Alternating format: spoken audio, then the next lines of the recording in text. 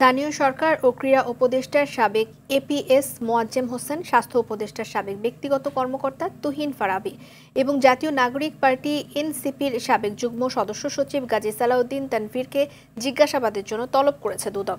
আইন লঙ্ঘন করে ঋণ প্রদান এবং 400 কোটি টাকা দুর্নীতির অভিযোগে ন্যাশনাল ব্যাংকের পরিচালনা পর্ষদের সদস্য, ব্যাংকের ঊর্ধ্বতন কর্মকর্তা সহ 15 জনের বিরুদ্ধে মামলা করেছে দুদক।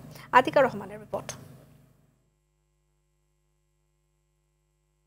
স্থানীয় সরকার ও ক্রীড়া উপদেষ্টা আসিফ মাহমুদ সজীব ভুঁইয়ার সাবেক সহকারী একান্ত সচিব মোয়াজ্জেম হোসেন, স্বাস্থ্য উপদেষ্টা নূরজাহান বেগমের সাবেক ব্যক্তিগত কর্মকর্তা তুহিন ফারাবী ও জাতীয় নাগরিক পার্টির সাবেক যুগ্ম সদস্য সচিব গাজী সালাউদ্দিন আহমেদ তানভীরের দুর্নীতি তদন্তের অগ্রগতি জানতে দুদকের সামনে অবস্থান কর্মসূচি পালন করে বাংলাদেশ যুব অধিকার পরিষদ। 15 দিন অতিবাহিত হওয়া সত্ত্বেও এই দুদক নিশ্চুপ কোনো ধরনের প্রতিবেদন তো প্রকাশ করেই নাই, বরং এই দুর্নীতির বিষয়টা ধামাচাপা দেওয়া হয়েছে।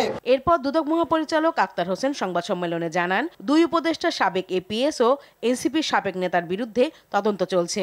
ঘুষ, দুর্নীতি ও কয়েকশো কোটি টাকা অবৈধ সম্পদ অর্জনের অভিযোগের বিষয়ে জিজ্ঞাসাবাদের জন্য 3 জনকে তলব করেছে দুদক। ক্ষমতার অপব্যবহার, তদবির বাণিজ্য, চাঁদাবাজি, টেন্ডার বাণিজ্য সহ নানাবিধ দুর্নীতি এবং অনিয়মের আশ্রয়ে নামে বেনামে অবৈধ সম্পদ অর্জনের অভিযোগে ইতিমধ্যে অনুসন্ধান কার্যক্রম শুরু হয়েছে। তাদেরকে ভিন্ন ভিন্ন তারিখে ডাকা হয়েছে। নিয়ম লঙ্ঘন করে ঋণ প্রদান, ভুয়া কোম্পানি সাজিয়ে ঋণ দেয়া ও 400 কোটি টাকা দুর্নীতির অভিযোগে ন্যাশনাল ব্যাংকের পরিচালনা পর্ষদের সদস্য, ব্যাংকের ঊর্ধ্বতন কর্মকর্তা সহ 15 জনের বিরুদ্ধে মামলা করেছে দুদক।